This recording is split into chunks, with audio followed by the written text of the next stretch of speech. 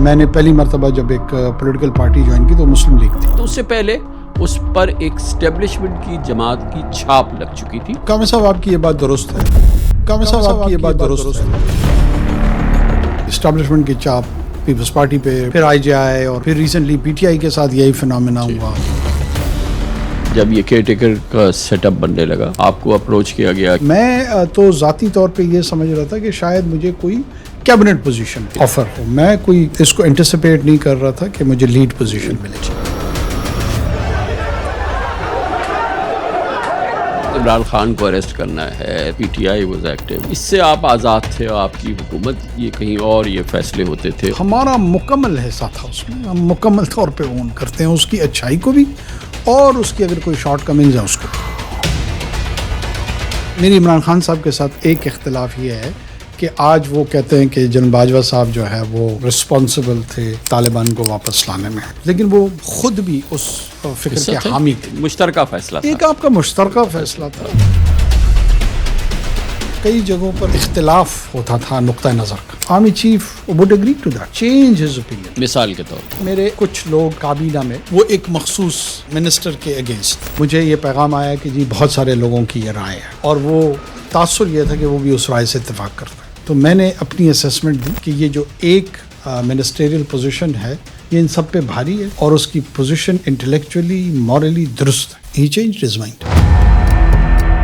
Diesel اور petrol کی smuggling سے ہماری اکانومی پہ جو امپیکٹ آ رہا تھا، اس میں بہت سارے لوگ کھل کے یہ کہتے تھے کہ ایسے لوگوں کا سٹیک انوالو ہے جو اسٹیبلشمنٹ کے اداروں کے ساتھ جڑے ہوئے ہیں. ملٹری لیڈرشپ میں فورسفلی اس کی انفورسمنٹ میں ہمارا ساتھ دیا. انرجی سیکٹر کے اندر چیزیں ہونی تھی، وہ پورا نظام پورا واش آؤٹ. نہ وہ ایف بی آر ہوئی، پی آئی اے کی پرائیویٹائزیشن، ایگریکلچر پروڈیوس آدھی ہو گئی ہے. یہ تو پوری چارج شیٹ ہے آپ کی گورنمنٹ کے خلاف. آپ بالکل درست کہہ رہے ہیں. It turned out to be something which does not have any ownership. Ownership تو ایس آئی ایف سی. کتنے اجلاس ہوئے ابھی تک اس کے؟ نہیں ہو رہے نا. میرے خیال میں نے اپنے آدھے سوال کا جواب دے دیا. اگر ایس آئی ایف سی کو بھی انہوں نے گرا دیا ہے، اور جب general Asim Munir chief of army staff ہے، بہت بڑی پاور ہے. یہ میرے لیے بہت شاکنگ بات ہے. یہ میرے لیے بہت شاکنگ بات ہے.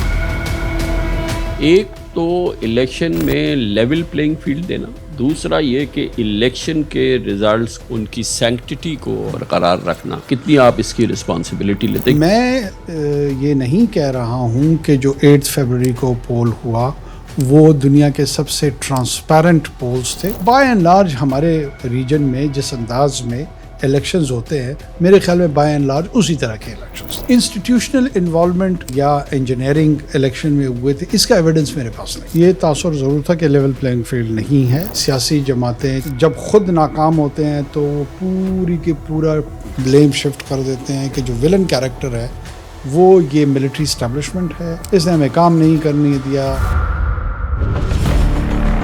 ساری دنیا بی ایل اے اور ان واقعات کو ٹیررسٹ آرگنائزیشن اور ٹیررزم کے طور پہ لیتی ہے اور دیکھتی ہے، ماں سوائے پاکستان کے ایک لبرل طبقے کے. حماس کی وائلنس کے متعلق ان کی ضرورت نہیں ہے کہ اس طرح کی گفتگو کر سکیں، یا حزب اللہ کے متعلق. لیکن جو ہمارے اپنے انڈیجنس آؤٹ فٹس ہیں، یہ سارے کے سارے سوشل سائنٹسٹ بن کے اس کی ریشنلائزیشن ہی شروع کر دیتے ہیں. یہ ریشنلائزیشن آف وائلنس میرے نزدیک ایک انٹلیکچوئل ڈس آنیسٹی کے نتیجے میں ہوتی ہے. باپ اپنے باپ کے کہنے میں کسی کو ووٹ نہیں کرتا. باپ پارٹی وغیرہ، یہ جو ٹرانسفارمیشن ہے، بہت سارے لوگ یہ سمجھتے ہیں کہ ہم نے اسٹیبلشمنٹ کے اشارے پہ یہ سب کچھ کیا. یہ اسٹیبلشمنٹ کے کہنے پہ دائیں بھی چلے جاتے ہیں، بائیں بھی چلے جاتے ہیں. پی ٹی آئی نے بھی یہ کام کیا، نون نے بھی کیا، باقیوں نے بھی کیا. ہم ہوئے، تم ہوئے، میر ہوئے، سب زلف کے اسیر ہوئے.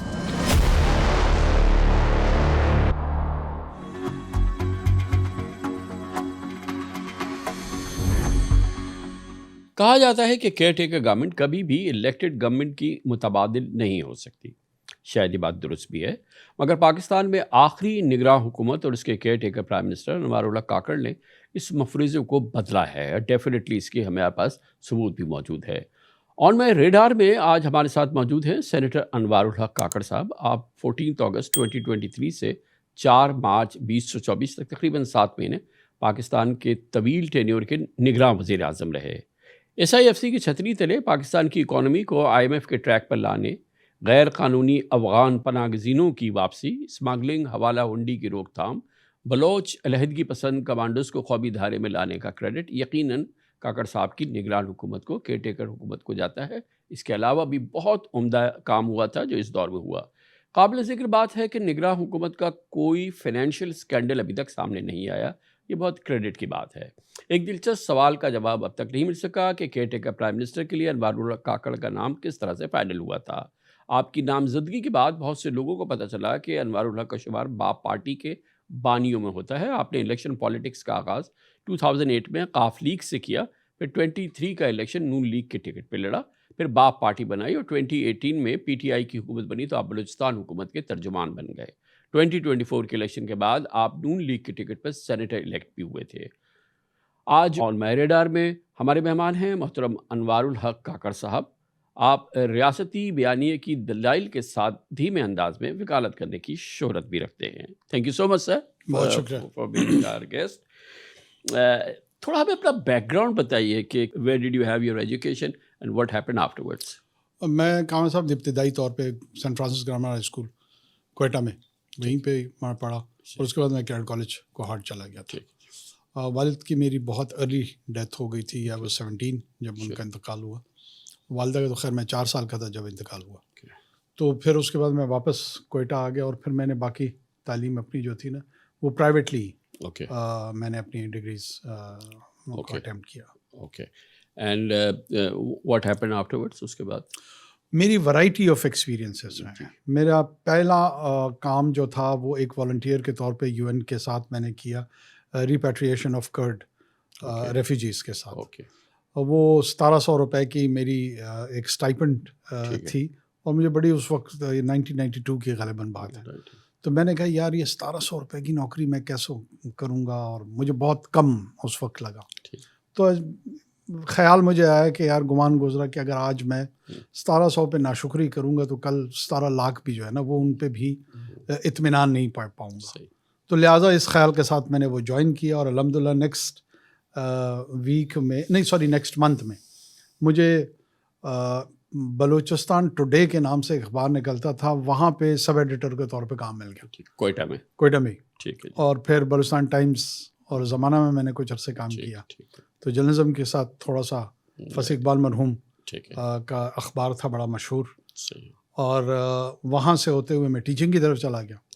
تو اسی گرامر اسکول میں ایک کیمبرج کی کلاسز جو تھیں ان کو پاکستان اسٹڈیز اور اسلامیت انگریزی میں پڑھاتا تھا۔ پھر میں نے NGO سیکٹر میں کام کیا، پھر ایک اکیڈمی پرائیویٹ ہم چلاتے تھے سول سروسز کے ایگزامس کی تیاری کے لیے، اس کے پروگرام کوآرڈینیٹر کے طور پہ وہاں میں پڑھایا کرتا تھا۔ ٹھیک ہے، تو میری بڑی ورائٹی ویریبل قسم کے ایکسپیرینسز رہے۔ پھر یہ پالیٹکس میں آنا کیسے ہوا؟ 2005 کے لگ بھگ میں نے پہلی مرتبہ جب ایک پولیٹیکل پارٹی جوائن کی تو مسلم لیگ تھی۔ تو میں بڑا سوچا کہ یار کیوں مسلم لیگ؟ تو ظاہر ہے کہ اب اگر آپ سردار عبدالرب نشتر کی بات کرتے ہیں، قائد اعظم محمد علی جناح کی بات کرتے ہیں، شبیر احمد عثمانی کی بات کرتے ہیں، تو یہ ایک فکری کارواں ہے۔ بدقسمتی سے ہمارے ہاں مسلم لیگ کو اپرچونسٹ کا کارواں سمجھا گیا، حالانکہ میری نظر میں اگر برصغیر میں پاک و ہند میں مسلمانوں کی اگر فکری کارواں جس نے اپنے آپ کو پولیٹیکلی بھی ڈسپلے کیا اور اچیو کیا تو مسلم لیگ کا کارواں تھا۔ تو مجھے بھی ایسا لگا کہ مسلم لیگ کو جوائن کرنا جو ہے وہ، مگر جس وقت آپ جوائن کر رہے تھے تو اس سے پہلے اس پر ایک اسٹیبلشمنٹ کی جماعت کی چھاپ لگ چکی تھی، مطلب ٹاپ سیٹر بھی ہوتا ہے یہاں پہ، مگر ظاہر ہے کہ مسلم لیگ جو نواز شریف صاحب نے جس کو جنم دیا تھا، اور اس سے پہلے وہ نہیں تھے اس میں، تو وہ دوسری جو تھی جس میں محمد خان جنیجو صاحب تھے وہ ختم ہو کے جب نواز شریف صاحب کی جو آئی اس پہ تو پھر مسلمہ IGI، پھر اس پہ اسٹیبلشمنٹ، پھر وہ جماعت بن گئی جو کہ ایک چھاپ والی جماعت تھی۔ تو اس کی وہ جو فکر اور وہ جو آئیڈینٹی اور وہ شناخت کی آپ جو آپ کو اٹریکٹ کرتی تھی یا رومانٹیسائز آپ کرتے تھے، اس وقت تک تو وہ تحلیل ہو چکی تھی۔ بالکل یہ کامل صاحب آپ کی یہ بات درست ہے، لیکن ایٹ دا سیم ٹائم دیکھیں اگر آئیڈیلزم اور پریگمیٹزم کو آپ ایک دوسرے سے علیحدہ کر لیں تو آپ خیالی نہیں خام خیالی کی دنیا میں چلے جاتے ہیں۔ دیکھیے آئیڈیلزم کو آپ نے پرونا ہوتا ہے اور اس کو سامنے رکھتے ہوئے جو پریگمیٹک اپرچونیٹیز آپ کے ساتھ ہوتی ہیں آپ نے اس ڈیسٹنی کی طرف آہستہ آہستہ کر کے چلنا ہوتا ہے. یہ میرا ماننا ہے. You have to be a strategist, you don't have to be a tactician. ٹھیک. ہمارے ہاں یہ تمام پالیٹکس کے چیلنجز ہیں. دیکھیں یہ چیلنجز کیا تھے, ہم بڑے سادہ الفاظ میں کہہ دیتے ہیں کہ جی اسٹیبلشمنٹ کی چھاپ پڑی. اسٹیبلشمنٹ کی چھاپ پیپلز پارٹی پہ بھٹو صاحب کے دور سے پہلے پڑی ہوئی تھی کہ وہ اسٹیبلشمنٹ کے ساتھی تھے. پھر انہوں نے ایک نیا سفر اختیار کر لیا. پھر آئی جے آئی اور ان تمام افراد کی بھی تھی. پھر یہ اینٹی اسٹیبلشمنٹ چلے گئے. پھر ریسنٹلی پی ٹی آئی کے ساتھ یہی فنامنا ہوا. پھر وہ اس سے ڈائیورس ہو کے نکل گئے. آخر مسئلہ کیا ہے ہمارا, مطلب where does the actual problem لائے. ٹھیک ہے. مجھے یہ لگتا ہے کہ پاکستان میں نیشن بلڈنگ اور انسٹیٹیوشن بلڈنگ جو کہ کانشیس چوائس ہونی تھی یا ہونی چاہیے تھی وہ نہیں ہوئی, جس کی وجہ سے بسا اوقات ایک ڈبیٹ رہی ہے, ایک مفروضہ رہا ہے, ایک شاید فالسی ہے کہ ملک درست نہیں چل رہا. پولیٹیکل کلاس پہ کوسچنز اٹھتے ہیں, پولیٹیکل پارٹیز پہ اٹھتی ہیں, اور اسی طرح وہ اسٹیبلشمنٹ کی طرف انگلیاں اٹھاتے ہوئے ان کی لیجٹمیسی کے کوسچن کو ریز کرتے ہوئے کہ یہ نان الیکٹڈ انسٹیٹیوشنز ہیں, ان کا یہ مینڈیٹ ہی نہیں ہے, یہ ان کا کام ہی نہیں ہے.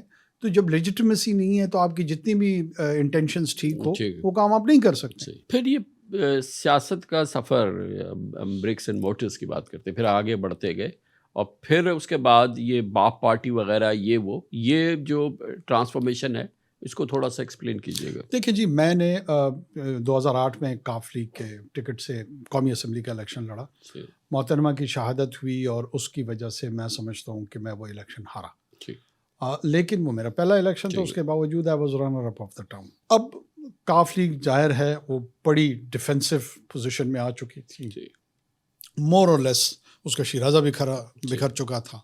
ہمارے صوبے میں وہ سنگل لارجسٹ پارٹی کے طور پہ ابھری, اور تب بھی وہ حکومت نہیں بنا پائی. اور اس کے مقابلے میں جو نواب اسلم رحسانی 6 یا 7 افراد کے ساتھ اپنی پارٹی کو لیڈ کر رہے تھے, وہ حکومت سازی میں کامیاب ہو گئے اور وہ چیف منسٹر منتخب ہوئے. تو پولیٹیکلی وہ اپنے آپ کو انٹیکٹ نہیں رکھ سکے, اور وہی پریگمیٹک پالیٹکس کا نام دے کے کوئی اس طرف چلا گیا, کوئی اس طرف چلا گیا. تو اتنے میں جوڈیشری کی ریسٹوریشن کی موومنٹ سامنے آئی. چودھری خان صاحب اور یہ تمام حضرات وہ ڈوگر کوڈ کو ریزسٹ کر رہے تھے, اور یہ بہت پاپولیرٹی ان کی پیک پہ گئی. تو میرے پاس نیچرل اسائلم جو تھا وہ مسلم لیگ نون تھا.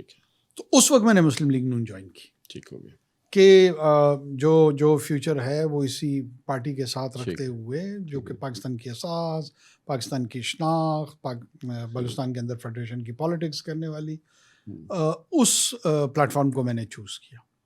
اور میں پھر کچھ 2015 میں صوبائی حکومت کا ترجمان بنا. صوبائی حکومت کا ترجمان بنا, اور وہاں سے ایک بدقسمتی سے 2-2.5 سال کے بعد ایک توڑ پھوڑ کا آغاز ہوا. اور اس کی بنیاد بہت سارے لوگ یہ سمجھتے ہیں کہ ہم نے اسٹیبلشمنٹ کے اشارے پہ یہ سب کچھ کیا. میں اس کی تھوڑی سی سوشل اور پولیٹیکل ریزنز بھی آج ایکسپلین کر دوں. ان دنوں میں ایک بہت بڑی کریونگ جو بلوچستان کے یہ الیکٹیبلز کرتے تھے وہ یہی تھا کہ یار ہم اپنی سیٹیں جیت کے خود لوٹ آتے ہیں اسمبلی میں, کانسٹیٹیونسیز میں محنت ہم کرتے ہیں, اور ہم ان بڑی جماعتوں کی جھولی میں یہ سیٹیں ڈال دیتے ہیں. اور جیسے ہی ہم ان کی جھولی میں یہ سیٹیں ڈال دیتے ہیں پھر یہ پلٹ کے نہیں دیکھتے, اور وہ جو احترام ایک سیاسی جماعت میں ہونا چاہیے وہ آپ کو نہیں ملتا. دوسری طرف بڑی لیڈرشپ کے لوگ یہ سمجھتے تھے کہ یہ اسٹیبلشمنٹ کے کہنے پہ دائیں بھی چلے جاتے ہیں, بائیں بھی چلے جاتے ہیں, تو ان کو وہ پولیٹیکل ویلیو نہیں دیتے تھے. وہ آج میں جب دیکھتا ہوں اس پوری سائیکل کو, تو ہم ہوئے, تم ہوئے, میر ہوئے, سب زلف کے اسیر ہوئے. تو وہ جس کا گلہ جس سے جو کر رہا تھا سبھی اسی زلف کے ارد گرد گھومنا چاہ رہے ہوتے. تو لہٰذا وہ کوئی دلیل نہیں تھی کہ یہ لوگ ادھر مائل زیادہ ہیں. یہ پی ٹی آئی نے بھی یہ کام کیا, نون نے بھی کیا, باقیوں نے بھی کیا. تو خیال اور گمان یہ گزرا کہ یار ہمیں ایک ایسا پلیٹ فارم چاہیے جو کہ بلوچستان کو کا ایک جینون پارٹنر ہو فیڈریشن کے ساتھ, صحیح, وہ جو سیپریٹزم ہے اس کو بھی کاؤنٹر کر سکے, اس کے سامنے کھڑا ہو سکے, بیانیے کی جنگ بھی ان کے خلاف لڑ سکے, اور گورننس, دو یہ بڑے چیلنجز تھے. صحیح, ایک بیانیہ تھا کہ کیا کہا جا رہا ہے, کون سی سٹوری بیان کی جا رہی ہے. دوسرا, اگر آپ گورننس نسبتاً بہتر کرنا شروع کر دیں گے تو یہ مسائل جو ہیں وہ رفتہ رفتہ کم ہونے شروع ہو جائیں گے. اتنے میں ٹکراؤ ظاہر ہے ہو گیا دوسروں کا بھی, تو وہ 2018 سے پہلے ہم نے نہیں 2018 میں ہم نے بنایا, الیکشن سے پہلے. جی, تو اس میں جام کمال کو ہم نے ان کا پریزیڈنٹ بنایا, اور پھر وہ ایک بہت بڑی پارٹی ابھر کے سامنے آئی. ہم آلریڈی سینٹ میں آ چکے تھے, صادق سنجانی صاحب چیئرمین سینٹ بن چکے تھے, باپ پارٹی بعد میں بنی, اور صوبائی حکومت آئی. صوبائی حکومت میں جس خیال کے تحت وہ جماعت بنائی گئی تھی, میں سمجھتا ہوں اگر اس میں اسی طرح کوئی آئیڈیالوگ ہی اس کو لیڈ کر رہے ہوتے تو بلوچستان کی صورت شاید بہت بہتر ہوتی. لیکن بدقسمتی سے وہ بہت ہی روایتی قسم کی گروہ بندی, بہت چھوٹے چھوٹے مفادات, اسی کے نتیجے میں پھر جام صاحب کے حکومت کا خاتمہ بھی کیا گیا, اور ایسے لوگ حاوی ہو گئے جن کا اس خیال سے کوئی لینا دینا نہیں تھا, بلوچستان کے بیانیے سے کوئی لینا دینا نہیں تھا. جبکہ جام صاحب کی اپنی شناخت ایک اچھی معتدل, اس میں کوئی شک نہیں, وہ ایک ماڈریٹ اور بیلنس قسم کا شخص کے طور پہ سیاست میں ابھر کے سامنے آیا. تو ان کے مخالف جو گروہ تھے وہ بہت زیادہ اچھی سیاسی شہرت کے میں کہوں گا کہ حامل نہیں تھے. تو میں بھی ظاہر ہے پھر اس جام صاحب کے ساتھ ہی رہا, اور آخر تک ہم رہے جب تک باپ کی ایگزسٹنس تھی. لیکن جب انہوں نے اس کی پریزیڈنسی کو بھی کسی اور کے حوالے کرنے کی کوشش کی, ہمارے ابھی دوست ہیں خیر قدوس بزنجو صاحب, لیکن سیاسی طور پہ میں نے اپنے آپ کو اس سے ڈسٹنس کیا اور میں نے چھوڑ دی اس پلیٹ فارم کو. تو اب یہ فرمائیے گا کہ let's get to the point which is the most important, کہ جب یہ کیئر ٹیکر کا سیٹ اپ بننے لگا تو کبھی آپ سے بات نہیں ہوئی کسی کی اس سلسلے میں, مگر یہ بتائیں کہ پھر یہ کس طرح سے ہوا, ہاؤ اٹ ایوالوڈ, کہ آپ کو اپروچ کیا گیا کہ جی کہ you should be the caretaker. Kamran صاحب دیکھیں, بیک گراؤنڈ میں یقیناً ہمارے ملک میں جو ادارے اس میں انوالو ہوتے ہیں وہاں پہ یقیناً مشاورت بھی ہو رہی ہوگی, گفتگو بھی ہو رہی ہوگی, ناٹ ٹو مائی نالج کہ میں اس کا پریوی تھا اور مجھے کوئی صبح شام بتا رہا تھا کہ جی یہ کہا جا رہا ہے اور یہ ڈیسائیڈ ہو گیا. نو, ناٹ آف دیٹ کائنڈ. لیکن یہ ضرور ہے کہ یقیناً ہو رہی ہوگی, سنگن ہوتی ہے. آپ نہیں مطلب ظاہر ہے جب سیٹ اپ بنتا ہے پاکستان میں یہ ایک طریقہ ہے, یعنی کہ 1 درجن کے قریب پرائم منسٹر اسی طریقے سے بنتے ہیں. اس میں فلاں صاحب بھی ہیں اور فلاں صاحب بھی ہیں, ان کے متعلق کیا خیال ہے, ان کا متعلق کیا, یہ گفتگو چل رہی ہوتی ہے. اور جو پاکستان کی مقتدرہ ہے وہاں پہ چل رہی ہوتی ہے, پاکستان کے پولیٹیکل سرکلز میں چل رہی ہوتی ہے, پاکستان کی میڈیا میں چل رہی ہوتی ہے, لوگ اسپیکولیشنز کر رہے ہوتے ہیں, اس پہ پروگرامز کر رہے ہوتے ہیں. تو یہ اسی کیفیت میں تھا. میں تو ذاتی طور پہ یہ سمجھ رہا تھا کہ شاید مجھے کوئی کیبنٹ پوزیشن آفر ہو. میں کوئی اس کو انٹیسپیٹ نہیں کر رہا تھا کہ مجھے لیڈ پوزیشن ملے گی. کیبنٹ کی پوزیشن کے لیے میں سوچ رہا تھا کہ ہو سکتا ہے کہ مجھے بھی کہا جائے. صحیح. لیکن کوئی اس سے غالباً 1 ہفتہ یا 10 دن پہلے کی بات ہوگی, میں ایگزیکٹ دن بھول رہا ہوں, کہ مجھے پرائم منسٹر ہاؤس سے پیغام آیا کہ جی اگر ایسے کوئی کنسیڈریشن ہے اور would you be willing to accept the job. تو ظاہر ہے میں نے تھوڑا سا وقت ان سے مانگا. میں نے کہا جی میں بتاتا ہوں, میں اپنی فیملی وغیرہ سے مشورہ کرتا ہوں. تو پھر دین یس آئی ریپلائیڈ ان افرمیٹو کہ جی بالکل اگر ایسا ہوا تو میں. 14 اگست کو پھر یہ فیصلہ ہو گیا, حلف اٹھا گیا. 12 اگست کو فیصلہ ہوا, اناؤنس ہوا, اور 14 اگست کو حلف ہو گیا. تو نمبر 1 پرائرٹی کیا تھی آپ کی اور آپ کی کیبنٹ کی, کہ آپ نے کیا کرنا ہے؟ سب سے پہلے آپ کی ترجیح کیا تھی؟ دیکھیں کامران صاحب, میں ایک تو جو الیکٹڈ گورنمنٹس ہیں وہ تھریٹنڈ فیل نہ کریں ہم سے فیوچر کی, یا ایون ارلیئر جو گزری ہیں وہ ہمیں دوسرے اینگل سے نہ دیکھیں. But at the same time we need to demonstrate کہ اگر آپ چاہیں تو گورننس کے کچھ بیسک ایشوز ہیں ان کو ایڈریس کر سکتے ہیں. صحیح. اب یہ تھنکنگ تھی, یہی ارادہ تھا اور اسی پہ ہماری کوشش جاری رہی. صحیح. اور ہمارے یہ 6-7 ماہ جو ہمیں اویلیبل ہوئے اسی کے ارد گرد جتنا تھاٹ پروسیس تھا، جتنی ڈیلیبریشنس تھی، صحیح. وہ اس بہت سارے فار ایگزامپل ہمیں لوگ کہتے تھے کہ جی آپ یہ لانگ ٹرم چیزیں ہیں آپ کیوں کر رہے ہیں یا اس پہ گفتگو کیوں کر رہے ہیں. تو ہم انہیں یہی کہتے ہیں کہ یار اس میں کوئی شک نہیں، ہم نے کوئی ڈیسیجن کر کے آپ کو بائنڈ نہیں کر دیا. ہم اس میں جو آرگومنٹس ہیں وہ جنریٹ کر رہے ہیں، اس کے پیچھے جو مٹیریل ہے وہ آپ کو پرووائڈ کر کے دے رہے ہیں. جو بھی فیوچر میں حکومت آئے گی اس کے سامنے یہ جو اسپیڈ ورک ہے یہ ہم نے کیا ہوا ہوگا، اور وہ اس سے مستفید ہونا چاہیں تو مستفید ہو جائیں گے، اگر نہیں ہونا چاہیں تب بھی یہ ان کا ڈسکشن ہے. لیکن ہم گھر تو نہیں بیٹھ سکتے نا کہ جی بس میں وزیر اعظم بن گیا ہوں، ایک کابینہ گھومو پھرو اور گھر چلے جاؤ. That was not me. تو I wanted to leave an impression. مگر پولیٹیکل ٹرموائل کا زمانہ تھا، پی ڈی ایم کی گورنمنٹ گئی تھی، Imran Khan was active, P T I was active, یہ سارا کچھ تھا.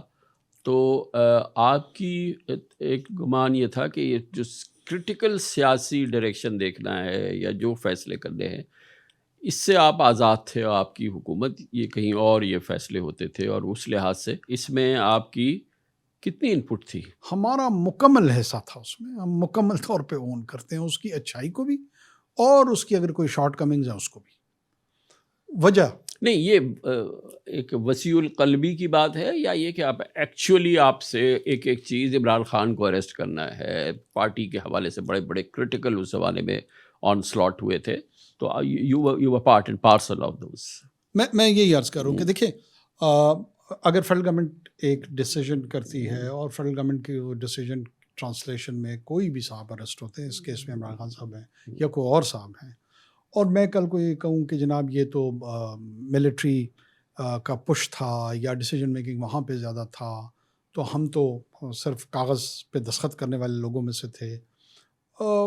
ہو سکتا ہے کہ شاید پبلک پرسیپشن میں تھوڑا سا ایز آؤٹ ہو جاؤں، اور جس طرح کنوینئنس کے تحت لوگ نکل جاتے ہیں میں بھی نکل جاؤں. لیکن میں سمجھتا ہوں کہ ہم اس کا حصہ تھے اور ہمیں اس کو اون کرنا چاہیے. اگر کہیں پر کوئی غلطی ہوئی ہے تو اس کو ٹھیک کریں. لیکن یہ میری عمران خان صاحب کے ساتھ ایک اختلاف یہ ہے کہ آج وہ کہتے ہیں کہ جنرل باجوہ صاحب جو ہے وہ رسپانسبل تھے طالبان کو واپس لانے میں، لیکن وہ خود بھی اس فکر کے حامی تھے. صحیح. تو جب آپ جینوینلی ایک چیز کے حامی، ان کی بات بھی صحیح ہے، مگر بری ذمہ وہ نہیں ہو سکتے، بری ذمہ نہیں سکتے. یہ کہہ رہا ہوں ایک مشترکہ فیصلہ تھا، ایک آپ کا مشترکہ فیصلہ تھا. جب آپ ایک چیز مشترکہ اشتراک کے ساتھ کرتے ہیں تو پھر آپ اس میں وہ انٹروسپیکشن کرتے ہیں، پھر آپ لیسنز لرنڈ کی طرف جاتے ہیں کہ یار اچھا میں کہاں غلط تھا، میری اسیسمنٹ غلط تھی، میرے پاس انفارمیشن غلط آئی، اس کے اوپر جو میں نے رائے قائم کی وہ رائے درست نہیں تھی، واٹ ایور.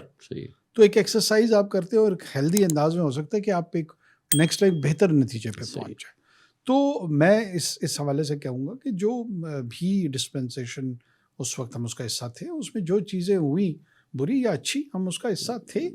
اور بعض اوقات کم مشاورت ہوتی ہے، بعض اوقات زیادہ مشاورت ہوتی ہے. لیکن میں آپ کے پلیٹ فارم سے ایک چیز ریکارڈ پہ لانا چاہوں گا.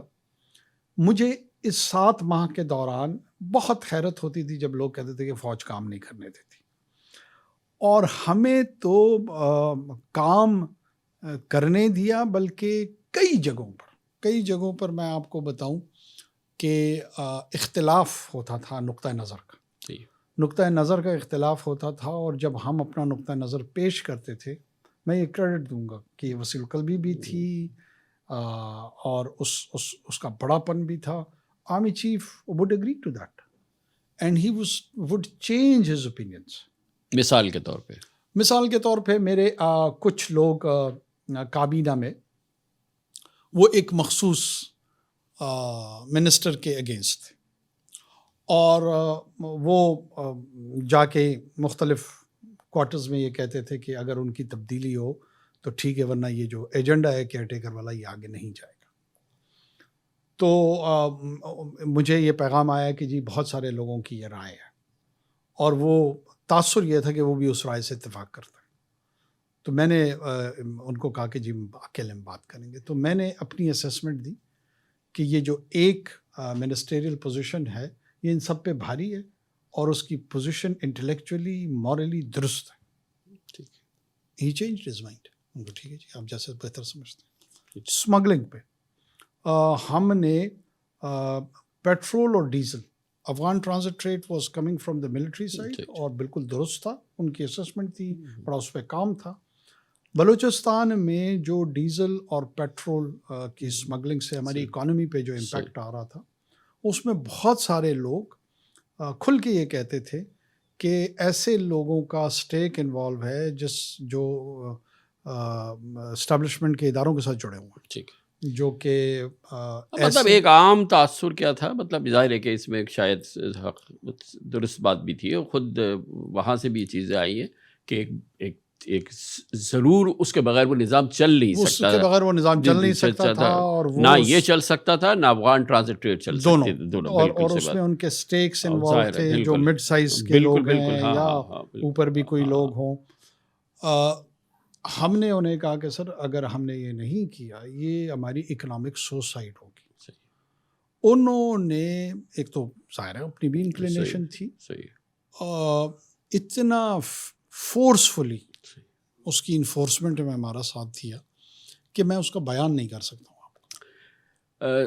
وہ اتنی امپورٹنٹ چیز تھی کہ اس نے جو اکنامک ٹرن اراؤنڈ ہوا نا, سب سے بڑا کریڈٹ جو ہم دینا چاہتے ہیں اکنامک جو کیئر ٹیکر گورنمنٹ کو, کیونکہ ورسٹ اکنامک کرائسس تھا پاکستان کی ہسٹری 70 سال کا. یعنی جب پاکستان 2 لخت ہوا جب بھی اتنا بڑا اکنامک کرائسس نہیں آیا, جب بھٹو صاحب نے نیشنلائزیشن کی جب بھی اتنا بڑا کرائسس نہیں آیا, اور بھی فریزنگ ہوئی ہمارے یہاں فارن اکاؤنٹس کی اس وقت بھی نہیں آیا. لیکن جو یہ وقت تھا یہ بدترین وقت تھا. تو اس میں جو ٹرن, یعنی آپ کے علم میں کہ ڈالر جو تھا وہ 340 روپے کا ہو رہا تھا. ڈار صاحب ابھی گئے تھے ایز فائنانس. میں آپ کو بالکل ایگزیکٹلی آپ نے پن پوائنٹ کیا جو کرنسی کے ریٹ کے حوالے سے, ڈالر کے ریٹ کے حوالے سے. جب ہم آئے لگ بھگ کو 330-340 کے آس پاس تھا, اور اسپیکولیشن تھی کہ it will be between 400 to 500. یہ مارکیٹ کے اندر عام یہ گفتگو چل رہی تھی. اب ظاہر ہے ایسے اسپیکولیشن سے تو بڑا اثر پڑا تھا اس کا. تو مجھے وہ میٹنگ یاد ہے جب ہم نے گورنر اسٹیٹ بینک سے پوچھا کہ جی یہ ذرا ایکسپلین کریں کیبنٹ کو, ایسا ایف سی کی میٹنگ تھی. تو انہوں نے کہا کہ جی یہ ایک آئی ایم ایف کی ہمارے پاس کنڈیشنالٹی ہے کہ جو اوپن مارکیٹ میں ریٹ ہوگا اس سے 1.5 کی پرسنٹیج کے ڈفرینس کے ساتھ بینک کرب کا ہوگا, بینک آفیشیل کرب کا 1.5% کا فرق ہوگا, 1.5% کا فرق ہوگا. تو پھر انہوں نے ساتھ میں کہا کہ جی ایک ساتھ میں ایک انفارمل ٹریڈنگ بھی ہوتی ہے. تو ہم نے ذرا مسکرا کے ان سے پوچھا میں نے کہ جی یہ انفارمل ہے یا اللیگل ہے. تو انہوں نے اپنی درستگی کی اور انہوں نے, میں ریکارڈ پہ کیا, انہوں نے اپالوجائز کیا, ان کا جی اللیگل. تو میں نے کہا میں آئی ایم ایف نے اس سے تو نہیں روکا کہ ہم اللیگل ایکٹیویٹی کے خلاف کاروائی کریں. جو ان لافل چیز ہے وہ تو unlawful, law of the land نہیں ہے. تو why are we allowing it. اب مجھے چونکہ ایک سینٹ کی فائنانس کمیٹی میں اس کا مشاہدہ تھا اور میں اس کو بہت کلوزلی فالو کر رہا تھا کہ ہو کیا رہا تھا کہ جب آپ یہ ڈیزل اور پیٹرول یا افغان ٹرانزٹ ٹریڈ سے یہ ایک سپلائی چین منی کی آپ کی اپنی کرنسی کی آ رہی ہوتی ہے جو السٹ ہوتی ہے, الیجٹمیٹ ہوتی ہے. آپ 200 ارب روپیہ, 400 ارب روپیہ, 500 ارب روپیہ ماہانہ جنریٹ ہو رہا ہے السٹ. اب آپ نے اس کو یو بی ایل میں پارک نہیں کر سکتے ہیں, لائٹ بینک میں پارک نہیں کر سکتے. So what do you do, you go for this so called illegal currency trade کی مارکیٹ میں. ہم تقریباً سال کے 6,000 ارب روپے کی بات کر رہے ہیں. اور یہ کیا ہوتا ہے کہ دین ڈالر میں, پاؤنڈز میں, ریال میں, درہم, فارن کرنسی میں یہ کنورٹ ہو رہے ہوتے ہیں. یہ ریجن میں, اور اس کو فنڈ کر, اس ٹریڈ کو فنڈ بھی کر رہے ہوتے ہیں, اور اس ریجن میں پارک ہو رہے ہوتے ہیں, اور مختلف طریقوں سے پارک ہو رہے ہوتے ہیں. یورپ میں ٹرانسفر ہو ہوتے ہیں, دوسری جگہوں میں جا رہے ہوتے ہیں. اور یہ ایک لگ بھگ 40 ارب ڈالر لوگ کہہ رہے ہیں کہ ٹرانسفر ہوا ہے لاسٹ 10 ایئرز میں پاکستان سے. تو آخر وہ کیسے ہوا ہے؟ تو ہم نے انہیں یہ کہا کہ جی یہ جو اللیگل اینٹیٹیز ہیں جو کہ اس ٹریڈ میں, کرنسی کے ٹریڈ میں انوالو ہیں, وہ ان کے خلاف کارروائی کرنی چاہیے. تو AAA ریٹڈ جو کرنسی کے ایکسچینج ریٹ کے اینٹیٹیز تھیں ان کو الاؤ کیا گیا, جو کہ شاید غالباً 10 یا 11 تھی. صحیح. اور یہ جو باقی تھا ان پہ کریک ڈاؤن آیا. ٹھیک. اب جیسے اس پہ کریک ڈاؤن آیا تو جو ڈالر تھی اس کی ڈیمانڈ ڈکلائن پہ آ گئی. ڈیمانڈ ڈکلائن پہ آ گئی, ویلیو ڈپریشیٹ ہو گئی. اور دوسری جانب سے جنرل آصف منیر نے کہا زیرو ٹالرنس, کسی قسم کی جو ہے وہ کم از کم افغان ٹرانزٹ ٹریڈ کی حیثیت تک تو کسی قسم کی زیرو ٹالرنس ہوگی. بٹ آئی تھنک کہ لمیٹڈ جو پیٹرول ڈیزل والا معاملہ ہے اس کو پھر بھی کنسیشن ملا. نہیں, ان کو بھی کنسیشن نہیں دیا. اس میں ایسے جو پالیسی آئی, ایک تو اس پوری بات کو میں جنرل عاصم کو جو کریڈٹ دینا چاہ رہا ہوں وہ یہ ہے کہ انہوں نے اس پورے آرگومنٹ کو اور اس کا جو اکنامک امپیکٹ تھا, مجھے لگتا ہے کہ ملٹری لیڈرشپ میں پہلے اس انداز سے مائنیوٹ ڈیٹیلز میں کوئی کام نہیں کرتا تھا, کیونکہ ارلیئر لیڈرز نے اسی پیٹرول اور ڈیزل کی انفارمل اجازت دے رکھی تھی. ٹھیک ہے. اور یہ کیا کرتے تھے, آرگومنٹ کیا بلڈ کرتے تھے کہ سر وہ دیکھیں نا بلوچستان میں روزگار نہیں ہے, انڈسٹری نہیں ہے, ایگریکلچر نہیں ہے, تو یہ نوجوان پہاڑوں کی طرف چلے جائیں گے, تو لہٰذا چھوٹا موٹا کاروبار ان کو کرنے دیں. جو امپیکٹ اس کا نیشنل اکانومی پہ آ رہا تھا یہ تباہ کن تھا. یہ بلوچستان کے نوجوان کو ایک اوپیم کی طرح, افیم کی طرح اسمگلنگ پہ لگا دیا. کوئی روزگار نہیں. اسمگلنگ از ناٹ روزگار. وہ ڈپینڈنسی انہوں نے ایک السٹ کام, الیگل کام کی طرف لگا دیا ان کا. اور وہ ہینڈ ٹو ماؤتھ رہتے تھے جو فٹ سولجرز ہیں ان کے. اوکے. جو ماڈل تھا اس میں جو ٹاپ ٹیئر 1% تھی, جو ٹاپ پہ مختلف پولیٹیکل بیوروکریٹک لوگ بیٹھے ہوئے تھے, یہ 30, 40, 50 ارب روپے جو ماہانہ جا رہے تھے یہ ان کی جیبوں میں جا رہے تھے. یہ جو وہ زمباد گاڑی چلا رہا تھا جو اپنی زندگی کے رسک پہ بعض اوقات اس میں جل بھی گئے ہیں لوگ, ان کی جیبوں میں نہیں جا رہا تھا. تو لہٰذا میں کریڈٹ ان کو یہ دیتا ہوں کہ ایک تو انہوں نے اس کے اکنامک امپیکٹ کو اپریشیٹ اور انڈرسٹینڈ کیا, اور جب انڈرسٹینڈ کیا اس کو رسپونڈ کیا. دونوں چیزیں کی. کچھ لوگ انڈرسٹینڈ کر لیتے ہیں, رسپونڈ نہیں کرتے. انہوں نے دونوں چیزیں کی, انڈرسٹینڈ بھی کیا اور پھر اس پہ ریئیکٹ بھی کیا. اور اس کا آپ کو یہ جس ریسکیو کی طرف آپ اشارہ کر رہے ہیں, ہمارے سانس میں سانس بحال ہوا. ورنہ تو جس طرف ہم جا رہے تھے, آپ کو یاد ہوگا کہ لوگ پروجیکٹ کر رہے تھے کہ جی سری لنکا بننے جا رہا ہے, اور ڈومز ڈے سیناریو پینٹ کر رہے تھے. ایگزوڈس ہوا ہے ہماری پاپولیشن کا, جابز آؤٹ ہو گئی تھی, انفلیشن ہمارا 38%, ڈیپ سینس آف انسرٹینٹی تھی. پھر اس کے بعد اللہ کے فضل سے انفلیشن نے آہستہ آہستہ کم ہونا شروع ہوا. اس کے ساتھ ساتھ ہماری جو فسکل پالیسی تھی وہ اس میں بہتری نمایاں طور پہ نظر آنی شروع ہو گئی. مانیٹری پالیسی میں آپ دیکھ لیں, میرا تو اپنا یہ خیال ہے کہ ابھی بھی ہمیں سنگل ڈیجٹ میں ہونا چاہیے تھا. ابھی بھی شاید جو بھی وجوہات ہیں لیٹ ہیں ان کو پتہ ہوگا. میری اپنی اسیسمنٹ یہ تھی کہ we should be somewhere around 9-10.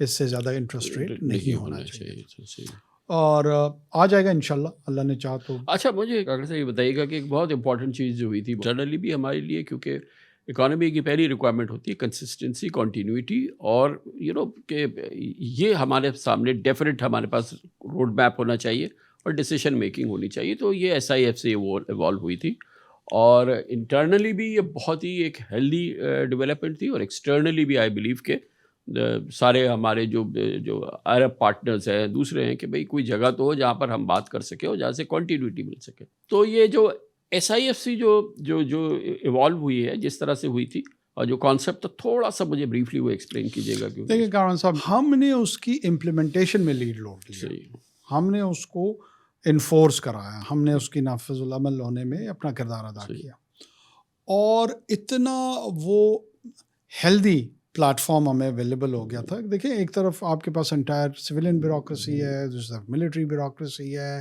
Cabinet وہیں پر ہے, اور جو کلچر ہم نے پرائیویٹ سیکٹر کو بلا کے بات کر رہے ہوتے تھے مسلسل. اس میں 2-3 لیئرز تھی. اس کی ایگزیکٹو کی سطح تھی, پھر ایپیکس کا وہ تھا پلیٹ فارم تھا, تو مختلف ایشوز آتے تھے، وہ ایگزیکٹو کے بڑی فوکسڈ گروپ ہوتے تھے جو اس میں ڈسکس کرتے تھے، اور جو ایپکس کمیٹی کا اجلاس ہوتا تھا اس میں وہ ڈیسیجن میکنگ کے لیے لے آتے تھے. ٹھیک. ایسے نہیں ہوتا تھا کہ ساری کی ساری ڈسکشن ایپکس میں ہو رہی اٹ واز ویری فریکوینٹ. میرے خیال میں مہینے میں 2 یا 1 ضرور ایک میٹنگ ہو جاتی تھی. 2 یا 1 تو ایپکس کی ہوتی تھی، جو ایگزیکٹو کی تھی وہ تو ریگولر ہوتی تھی، ٹوائس تھرائس اے ویک. بالکل ٹھیک. اچھا، اس میں بہت سارے ایشوز وہاں آتے تھے، ایویشن انڈسٹری کے حوالے سے آ جاتے تھے، پرائیویٹائزیشن کے حوالے سے آ جاتے تھے، انرجی کے حوالے سے آتے تھے، ایف ڈی آئی کے حوالے سے آ جاتے تھے، اور وہاں پہ تھریڈ بیڈ ڈسکشن اس پہ ہوتی تھی. اور وہ دونوں سائڈیں جو سول اور ملٹری کی ہیں وہ جتنی بھی اس پہ ارکریزی کر سکتی تھی وہ کرتی تھی. بڑا ایڈوانٹیج یہ تھا کہ آپ کوالٹی انفارمیشن لیں، اس کوالٹی انفارمیشن کو پروسیس کریں، اور پھر اس میں جو ڈیسیجن میکنگ اس ایپیکس باڈی کی ہے وہ اتنی مضبوطی کے ساتھ ہو کہ اس کو کوئی کوسچن نہ کر سکے، اس کو کوئی کوسچن نہ کر سکے، اور اس کا جو ٹرسٹ کا لیول ہے وہ انہانس ہو ریجن کے اندر، ڈومیسٹکلی، اور لوگ ایز آف ڈوئنگ بزنس کا جو آئیڈیا تھا وہ ان کے ساتھ ایفیلیٹ ہو کر ٹرانسلیٹ کر سکیں. وہ بدقسمتی سے تھوڑی سی اس میں مجھے رکاوٹ اب نظر آ رہی ہے. لیکن کاکڑ صاحب یہ بتائیے گا، جو بڑے فیصلے ہوئے تھے آپ کے یہاں جو کہ ہمارے لیے جس کو ہم ڈے ٹو ڈے کور کر رہے ہوتے تھے، وہ بڑے زبردست جو چیزیں ہوئی تھی، اس میں ایک تو بہت امپورٹنٹ بات یہ تھی کہ ایس آئی ایف سی اور آپ لوگوں کے تحت ایف بی آر ریفارم کی بات ہوئی تھی، اور ایف بی آر کو 2 حصوں میں تقسیم کرنے کا. اس پہ کیبنٹ اور ٹو اینڈ فرو، اور بہت ڈاکٹر شمشاد اختر نے بڑی انگریزی سے اس میں کام کیا تھا، ایس آئی ایف سی نے کام کیا تھا، اکراس دا بورڈ ہمیں بڑا اس کا پازیٹیو رسپانس مل رہا تھا. اینڈ آئی تھاٹ کہ یار ویری ویل ڈن. یہ ہماری آپ کی گورنمنٹ کو اس کا میں بڑا کریڈٹ دیتا تھا کہ یہ بڑی اچھی چیز ہو رہی ہے. اور اچانک کوئی ایف بی آر کا آفیسر اٹھا، اس نے جا کے اسلام آباد ہائی کورٹ میں، ایف بی آر کے آفیسر نے جا کے اس پورے ہسٹورک موومنٹ کو روکا، اور اس نے پٹیشن فائل کی، اور اسلام آباد ہائی کورٹ نے اس کو اس پہ اسٹے جاری کر دیا. It is all done because cabinet نے اس کو اپروو کیا ایس آئی ایف سی کے تھرو. ایک فیصلہ آپ کا یہ ہوا. ایک آپ کا یہ ہوا تھا انرجی سیکٹر کے اندر جو ڈسکوز وغیرہ کے اندر جو ڈیولپمنٹس ہو رہی تھی، ساری چیزیں ہوئی تھی. ہمارا لاسٹ میرے ڈاکٹر شمشاد اختر کے ساتھ انٹرویو ہوا تھا، پھر محمد علی صاحب کے ساتھ بات ہوا، انہوں نے بولا کچھ نہیں ہوگا، تو ایک ڈسکو تو اب ہماری پرائیویٹائز اب ہو جائے گی، اور ہم نے مختلف جو ماڈلس تھے ان کو کرنے کے بعد ہم اس لیول پر آ گئے. تیسرا فواد حسن فواد صاحب سے پھر میں نے انٹرویو کیا تھا، انہوں نے کہا پی آئی اے کا بڑا اچھا انہوں نے اسٹرکچر بنایا تھا، چیزیں بنائی تھیں، تھا ای این وائی کی رپورٹ تھی، ساری چیز ہونے کے بعد وہ چیز بھی آ گئی تھی. چوتھا یہ تھا کہ ایگریکلچر میں ایس آئی ایف سی نے بڑا کام کیا تھا، فارن انویسٹمنٹ آئے گی، یہ آئے گی، تمام چیزیں. لوکل لوگ ہمارے جو ایس آئی ایف سی کے ساتھ انگیج تھے، وہ they were interested and they wanted to buy, اور ہم سمجھ رہے تھے کہ ہماری ایگریکلچر پروڈیوس اس سے بہتر ہو جائے گی. ایگریکلچر پروڈیوس آدھی ہو گئی ہے اس سال کی. او مائی گاڈ، یہ ہوا کیا ہے؟ یہ تو پوری چارج شیٹ ہے آپ کی گورنمنٹ کے خلاف کہ آپ لوگوں نے کیا کیا، یا یہ کہ یہ اتنا فلمزی تھا کہ یہ ایک دن نہیں کھڑا ہو سکا. دیکھیں، میں آپ کو آپ بالکل درست کہہ رہے ہیں. ہم نے یہ 4-5 چیزیں جو آپ نے گروائیں، پی آئی اے کی پرائیویٹائزیشن سے اگر ہم سٹارٹ کر لیں، کیونکہ اس وقت تو یہ آپ کے بڑے زبردست جویلز آف کراؤن تھے، بالکل ٹھیک، but it turned out to be disaster. اچھا نہیں، it didn't turn out to be disaster. I won't agree with that. It turned out to be something which does not have any ownership. ہمارے جتنے بھی اقدامات تھے، دیکھیے سر، ownership تو مجھے پہلی چیز تھی ایس آئی ایف سی.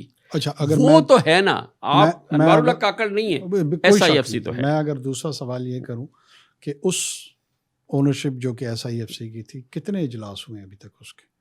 نہیں ہو رہے نا، نہیں ہو رہے نا. میرے خیال میں نے اپنے آدھے سوال کا جواب دے دیا. ہاں نہیں، وہ اگر آپ مجھ سے کہیں گے تو میں اس میں یہ ایڈ کروں گا کہ ایس آئی ایف سی کو ہی مور اور لیس ابنڈن کر دیا. میں یہی عرض کر رہا ہوں کہ جس پلیٹ فارم میں جو جوائنٹ اونرشپ تھی، آپ اس کو سٹل انداز میں ڈسکنٹینیو کر دیں. جب آپ اس کو سٹل انداز میں ڈسکنٹینیو کر دیں تو آپ سٹل انداز میں کہہ رہے ہیں کہ نہیں، یہ جتنی چیزیں ہوئی ہیں خاص درست نہیں ہوئی. ہو سکتا جب آپ اس پہ عمل نہیں کر رہے کہیں نہ کہیں آپ کا منشا تو یہی ہے. ایگزیکٹلی مطلب without seeing you are actually seeing this. میں یہی عرض کر رہا ہوں کہ اگر آپ لیٹ سپوز آپ ایف بی آر کو 2 حصوں میں اس کی تقسیم کو درست نہیں سمجھتے ہیں، جو آپ کی ٹیکس کلیکشن ہے اس میکانزم کو اور امپلیمنٹیشن دونوں کو درست سمجھتے ہیں، تو آپ اسی لیے اس کو اسی طریقے سے کنٹینیو کرنا چاہ رہے ہیں. آلٹرنیٹ ماڈل نہیں آ رہا کہ ہم کہیں کہ چلیں جی یہ جس طرح ہم نے ٹیکس پالیسی یونٹ کی بات کی تھی، 2 یونٹس میں ڈویژن کی بات کی تھی کہ کلیکٹر ایک ہوگا اور اس میں اکیڈیمیا ہوگا، اکنامک ڈیٹا کلیکٹرز ہوں گے، وہ ریکمینڈ کریں گے. کوئی اور ماڈل نہیں آ رہا. پرانا ماڈل تو ویسے ہی فیل ہوا جس پہ آج پھر ہم چل رہے ہیں. یا تو پرانے ماڈل میں ہم اپنے ٹیکس ٹارگٹس اچیو کر رہے ہوتے، ٹیکس ایویژنز نہیں ہو رہی ہوتی، کرپشن کم ہو چکی ہوتی، جو کہ نہیں ہے. یہ روز روشن کی طرح آیا ہے. 80% of the economy is naan documented. آپ ڈیجیٹائزیشن آف اکانومی کی ہم بات کر رہے تھے. وہ تمام کی تمام چیزیں آج کرنی ہے یا آج سے 10 سال بعد کرنی ہے، ہونی ہے. ہم نے جو انیشیٹو لیے تھے آپ آج نہ کریں، 10 سال بعد کر لیں، دیر ہو جائے گی. تو بہتر یہ ہے کہ سونر دا بیٹر. پرائیویٹائزیشن پہ پی آئی اے کی میں Fawad Hasan was one of the most brilliant cabinet member. انہوں نے جس طریقے سے اس کے جو بیڈ ڈیٹ تھا اس کو ایک نئی کمپنی میں پارک کرایا اور اس کو کلینزنگ کر کے اس کو ایک نئی شکل کے ساتھ لے کر آئے اور آلموسٹ روزویلٹ کے ایسٹس کو اور دوسرے ایسٹس کو علیحدہ پاک کیا. اب آپ صرف اور صرف ٹریڈ نیم پی آئی اے بیچنے جا رہے ہیں، اور اگر وہ بھی آپ سے نہیں بک رہی ہے تو آپ ہم نکتہ چینی زیادہ نہیں کرتے، لیکن سنجیدگی سے دیکھ لیں کہ کیا مسئلہ ہے. کام جو مشکل تھا وہ تو ہم کر گئے ہیں. اس میں بیڈ ڈیٹ کے ساتھ کسی نے نہیں آنا تھا، جو اوور برڈنڈ ہے امپلائیز کا، اس کے ساتھ نہیں آنا تھا. Sir it became a joke, کیونکہ آپ اس کو باقاعدہ بڈنگ کی فارم میں اس تک لے کے چلے گئے، اور پھر اگر ایک آدمی رہ گیا ہے تو اس سے بڈ کرا کے اس کو 10 بلین کا ایک ٹیگ لگا دیں اس پہ. اب یہ تو ہم نے نہیں کیا وہ اس پہ آف کورس. اب اور پھر اسی طرح سے انرجی سیکٹر کے اندر دیکھیں نا، یا تو پھر یہ کہ جو آپ کے تھے ابھی محمد علی بھی اس ٹیم کا حصہ ہیں 1-2 مہینے 2-3 مہینے سے، تو وہ مگر وہ ان کا شاید کام دوسرا ہے. لیکن اینی ویز وہ کیا ڈسکورس کا ریفارم، وہ پرائیویٹائزیشن بنیادی طور پہ نا میں سمجھتا ہوں کہ ہمارا لیگیسی کیا ہوگی کہ ہم نے مسائل کی نشاندہی درست کی، نہیں کر رہے ہیں اگر کنٹینیوٹی اس کی تو اب اس کا تو اچھا. اور دیکھیں پھر ہم ایگریکلچر پروڈیوس کی طرف چلے جاتے ہیں، تو ایگریکلچر پروڈیوس میں کاٹن تو از اے ڈیزاسٹر. اس وقت جو صورتحال نظر آئی ہے، دیکھیں نا ابھی ہمیں تقریباً 5 ملین بیل جو ہے ہمیں اب امپورٹ کرنی ہے. اب ہمارے پاس ایک میسو اس کا وہ آ گیا ہے، تو یہ تو 1 اسٹیپ فارورڈ 2 اسٹیپ نہیں 10 اسٹیپس بیکورڈ ہو گئے. ساتھ میں وہ ایک ایسی چیز کی جس کی ویلیو ایڈیشن تھی، جو ٹیکسٹائل کے ساتھ جڑا ہوا تھا اور اس نے آپ کے ایکسپورٹ میں بھی رول پلے کرنا تھا. فارن ایکسچینج میں یہ تو ویلیو چین کے ساتھ چل رہی تھی. آئی ڈونٹ نو کہ کرنٹلی یہ لوگ اس کو کیسے لیکن دیکھیں میجر جو سیٹ بیک ہے، جو as a Pakistani as an observer جو میرے نزدیک ہے، آپ پتہ نہیں کہنا چاہیں گے یا نہیں، میرے نزدیک سب سے بڑا سیٹ بیک یہ ہے کہ ایس آئی ایف سی کا نظام آیا. وہ ایک بہت سالڈ نظام تھا، بہت اچھا تھا. اس کے تھرو ہم بہت چیزیں کنسسٹنٹلی ایک کنٹینیوٹی اخلاص کے ساتھ محنت کے ساتھ ہم کر رہے تھے، کیونکہ اس کی ڈلیوری آ رہی تھی when the caretakers were there. Shahbaz Sharif صاحب کے زمانے میں اس کو جنم دیا گیا تھا. سب سے بڑا شوق میرے لیے یہ ہے کہ یار یہ نظام بھی نہیں چل پایا تو پھر کیا ہوگا. کامران صاحب آپ نے بالکل صحیح طرح. اور ایف پی آر وغیرہ یہ کیا ایسے ہی رہیں گے؟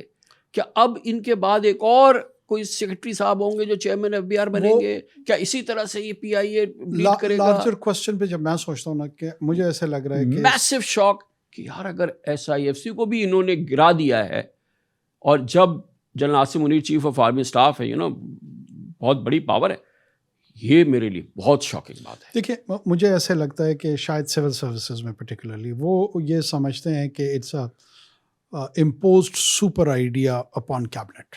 وہ کیبنٹ کو سپیریئر سمجھتے ہیں، جو کہ کانسٹیٹیوشنلی ہے بھی، اس میں کوئی دو رائے نہیں ہے، لیکن وداؤٹ ریئلائزنگ کہ جو کانسٹیٹیوشنل ارینجمنٹ ہے اس کے تحت جو پچھلے 5 دہائیوں کے فیصلے ہیں، انہی فیصلوں کے تحت ہم پہنچے ہیں جہاں ہم پہنچے ہیں. جب سے یہ نیا بلینڈ اس میں آیا، ایک چیک اینڈ بیلنس کا نظام متعارف ہو چکا تھا. ایسا نہیں تھا کہ وہاں پہ آرمی چیف نے جو ہے نا ڈنڈا پکڑ کے سب کو بتایا ہوا تھا کہ جو تم نے یہ ہانکنا تھا ان کو کہ اس طرح کرنا ہے. وہاں پہ میری اپنی آبزرویشن، میرا اپنا تجربہ یہ 7 ماہ کا بتا رہا ہے، بڑی ہیلدی گفتگو ہوتی تھی. جب وہاں پہ ایک ڈیسیجن ہو جاتا تھا تو اس کی ریلیجس امپلیمنٹیشن کی طرف سب کو پتہ تھا کہ اب کرنا پڑے گا.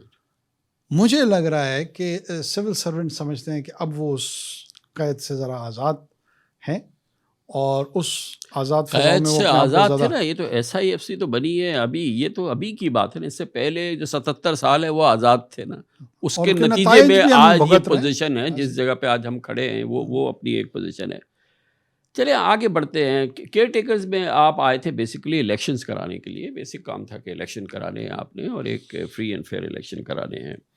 لیکن آپ کو معلوم ہے کہ جو الیکشنز آپ نے کرائے ہیں they were rejected by the world اور people of Pakistan overall. اس پہ بہت بڑا یہ کتنا بڑا فیلئر آپ اس کو تصور کرتے ہیں، اور کتنی آپ اس کی رسپانسبلٹی لیتے ہیں؟ کیونکہ آپ کہتے ہیں کہ میں رسپانسبلٹی لوں گا، تو پھر اس فیلئر کی رسپانسبلٹی بھی پھر آپ لیں. کامران صاحب، میں کسی بھی چیز کو ایوائڈ نہیں کرتا. ظاہر ہے جب 8 فروری کو میں care taker prime minister of Pakistan تھا، اور وہ جو پولنگ ہوئی ہے، اور اب میں یہ کہوں کہ جو مجھے تو کچھ پتہ ہی نہیں ہے، تو یہ شاید حقیقت کے منافی ہو، اور شاید نہیں بلکہ یقیناً حقیقت کے منافی ہے، اور اخلاقی طور پہ بھی کوئی خاص بہتر پوزیشن نہیں ہے. لیکن ہوا کیا ہے، یا میں اس کو کیسے انداز میں دیکھتا ہوں، اس پہ بات کرنے کا حق ہمارا ضرور ہے. میں یہ نہیں کہہ رہا ہوں کہ جو 8 فروری کو پول ہوا وہ دنیا کے سب سے ٹرانسپیرنٹ پولز تھے، اور جو جیفرسونین ڈیموکریسی اور Westminster model of democracy ہے وہ بھی اس سے سبق سیکھ رہے ہیں کہ اس انداز میں پول ہونے چاہیے. بائی اینڈ لارج ہمارے ریجن میں جس انداز میں الیکشنز ہوتے ہیں، میرے خیال میں بائی اینڈ لارج اسی طرح کے الیکشنز تھے. اب بائی اینڈ لارج جب میں کہہ رہا ہوں اس کا کیا مطلب ہے، میرا مطلب کہنے کا یہ ہے، کہیں کسی کانسٹیٹوئنسی میں میں نے مینجمنٹ کر لی، کسی اور نے مینجمنٹ کر لی، یہ ہو سکتا ہے اس کی پرابیبلٹیز وہاں پہ تھیں، ہیں، موجود رہیں گی. انسٹیٹیوشنل انوالومنٹ یا انجینئرنگ الیکشن میں ہوئے تھے، اس کا ایویڈنس میرے پاس نہیں ہے. میں نہیں سمجھتا ہوں کہ کوئی انسٹیٹیوشنل انوالومنٹ ہوئی ہے، اور اس کے کچھ جوڈیشری کے فیصلوں کو لوگ لے کے یہ ریفرنس دے سکتے ہیں کہ دیکھیں جی جوڈیشری میں بعض اوقات آپ کے حق میں فیصلے ہوتے ہیں، بعض اوقات آپ کے حق میں فیصلے نہیں ہوتے ہیں. وہ دونوں اطراف میں ان کو لیا جا سکتا ہے. قاضی فائز عیسیٰ صاحب کے حوالے سے بڑی نکتہ چینی ہوتی ہے کہ انہوں نے پی ٹی آئی کے اگینسٹ دیے، بندیال صاحب کے حوالے سے ہوتی ہیں کہ انہوں نے ان کے حق میں دیے. یہ ہمارے مسائل، ہمارے معاشرے کے، ہمارے سوسائٹی کے موجود ہیں ہمارے ساتھ. اگر کسی کو ان الیکشن کے پروسیس پہ اعتراض ہے، وہ سمجھتے ہیں 2 فریق پروسیس میں حصہ لیتے ہیں، 4 فریق لیتے ہیں. قوانین بنائے ہوئے ہیں 2017 کا جو الیکشن ایکٹ ہے بشمول پی ٹی آئی کی، جو اس وقت سب سے زیادہ ظاہر ہے اس کی نکتہ چینی زیادہ ہے، کہ جناب ٹرائیبیونل ہوں گے اور اس ٹرائیبیونل میں کیسز جائیں گے، پھر وہ ٹرائیبیونل اس میں ڈیسائیڈ کریں گے، اور پھر اپیلیٹ اتھارٹی جو ہے وہ سپریم کورٹ کی ہوگی. تو یہ پروسیس رکا ہوا ہے. یہ پروسیس میں نے تو نہیں روکا. اگر کہیں پر کسی کو اعتراض، ہمارا کام تھا الیکشن کمیشن کو اسسٹ کرنا، فائنینشیل ریسورس پرووائڈ کرنا، سیکیورٹی پرووائڈ کرنا. ایسے دورانیے میں جب ٹیررزم اپنے عروج پہ تھی، اللہ کے فضل سے 8 فروری کو صبح سے شام تک کوئی وائلنٹ واقعہ نہیں ہوتا. اس کا کریڈٹ کسی نے نہیں دیا. لیکن آپ کا ایک بڑا کام یہ تھا کہ آپ کو ایک لیول پلینگ فیلڈ فراہم کرنی تھی آپ کے سیٹ اپ کو، آپ کو سینٹر میں اور آپ کی کیئر ٹیکر گورنمنٹس نے پروونسز کے اندر. میسو فیلئر تو وہاں ہوا کہ یہ تو کوئی نہیں پاکستانی کہہ رہا نا کہ وہاں آپ ایک لیول پلینگ فیلڈ اویلیبل تھی. ایک تاثر یہ ضرور تھا یہ تاثر ضرور تھا کہ لیول پلینگ فیلڈ نہیں ہے، اور لیکن میں اس کی بھی تھوڑی سی وضاحت کر دوں. دیکھیں، ایک طرف آپ کو لیول پلینگ فیلڈ بھی دینی تھی، اور دوسری طرف جو ریاست کا ایگزسٹنگ سٹرکچر ہے اس کی پروٹیکشن بھی کرنی تھی. اب آپ نے پرائیورٹی کس کو دینی ہے؟ ایک فریق کے جانب سے ایک حملہ آور کا تصور یا تاثر وہ ابھر رہا ہے، اور اس ابھار میں آپ نے آخر اس کی بھی کوئی بند اس کے سامنے باندھنا ہے، کوئی رکاوٹ رکھنی ہے، روکنا ہے. یہاں پہ بدقسمتی سے پی ٹی آئی اس فریق کے طور پہ اس کا تاثر ابھرا، جو کہ میں سمجھتا ہوں سب سے زیادہ نقصان اسے پی ٹی آئی کو خود دیا. اب باقیوں کو تو جو دینا تھا یا نہیں دینا تھا، پی ٹی آئی کو سب سے زیادہ شدید نقصان اپنا ہوا ان کا. ہمیں اس کو بھی بیلنس آؤٹ کرنا تھا. ہم صرف لیول پلینگ فیلڈ کو انشور کراتے کراتے یہ نہیں کر سکتے تھے کہ جو ایگزسٹنگ سٹرکچر ہے ریاست کا اس میں دراڑیں پڑنے دیتے. تو وہ جب ہم روکنے کی کوشش کرتے تھے تو یہ تاثر ضرور ابھرتا تھا کہ ہم ایک فریق کے خلاف جا رہے ہیں. ورنہ میں بحیثیت وزیر اعظم کہہ چکا تھا، دوبارہ آج پھر کہہ رہا ہوں کہ میں نے 2 مرتبہ پی ٹی آئی کو ووٹ دیا، 2018 میں بھی دیا اور 2013 میں بھی دیا. ہم نے اس لیے یہ ووٹ نہیں دیا تھا کہ جی ایچ کیو پہ جا کے حملہ آور ہو جائیں گے. یہ پاکستان کی جو ریاست ہے اس کے خلاف ایک محاذ کھڑا کر دیں گے. یہ جو معاملات تھے، جو پیور پولیٹیکل معاملات تھے، آپ نے کہا کہ آپ کا جو دوسری سائڈ تھی، اسٹیبلشمنٹ تھی، اس کے ساتھ بڑی اچھی کمیونیکیشن ہوتی تھی، گفتگو ہوتی تھی، تمام چیزیں ہوتی تھیں. 2 کلیدی معاملات، ایک تو الیکشن میں لیول پلینگ فیلڈ دینا، دوسرا یہ کہ الیکشن کے ریزلٹس جو ہیں ان کی سینکٹیٹی کو اور اس کی پولنگ کو اور ان چیزوں کو برقرار رکھنا. اس پر بھی آپ کی 100% پذیرائی ہوئی آپ کے ویوز کی، کیونکہ میں جاننا چاہتا ہوں کہ جو کچھ بھی ہوا اس میں آپ کا اپنا وزن کتنا بھاری رہا. دیکھیں، جب 8 فروری کے بعد تو جو ہی رزلٹ اناؤنس ہونے شروع ہو گئے تو پھر رک گئے بیچ میں 12 گھنٹے 24 گھنٹے یا 48 گھنٹے، یہ 18 میں بھی رکے ہیں، یہ 13 میں بھی رکے ہیں. دیکھیں، جب آپ کمپائل کر رہے ہوتے ہیں، مگر یہ رکتے اسی لیے ہے کہ ایک مخصوص فائدہ ہو. جب 18 میں رکے تو پی ٹی آئی کو فائدہ ہوا، جب 13 میں رکے تو فائدہ ہوا. ٹھیک ہے، یہ الزام اور یہ تاثر موجود ہے، میں اس کو ڈسپیوٹ نہیں کر رہا ہوں. یہ الزام اور یہ تاثر موجود ہے.